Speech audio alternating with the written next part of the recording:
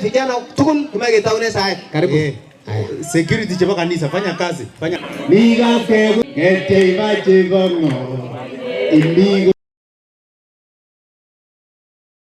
Aga silent like CDF chair. Aya boisiet ak aboiboenchi. Ako in wazi Stereo seat kuros toke mimisa. Man, toke kanisa. Nataka niwaambie walimu wafungue nafasi, wapatie nafasi watoto shuleni. Ndio wapate nafasi kuongea na hawa, sababu watoto wanaweza kuwa na shida, lakini sababu hakuna democracy, hakuna vile wanaweza ongea, ndio tunaona wanaanza kuchoma mashule. So teachers wa secondary school na waomba sana mfungue hiyo democracy kwa shule, sababu everywhere lazima kuna democracy. Hata sisi kwa CDF tukifanya project lazima tufanye public participation at least one in a term 5 years.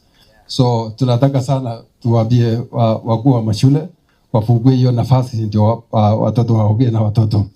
Pia wazazi pia na wacha niwaambie watoto wakiwa nyumbani basi waongee na watoto. Kuna mtu Chief ametuambia tuongee na watoto wetu kwanza, wakati hii wameambiwa waende nyumbani.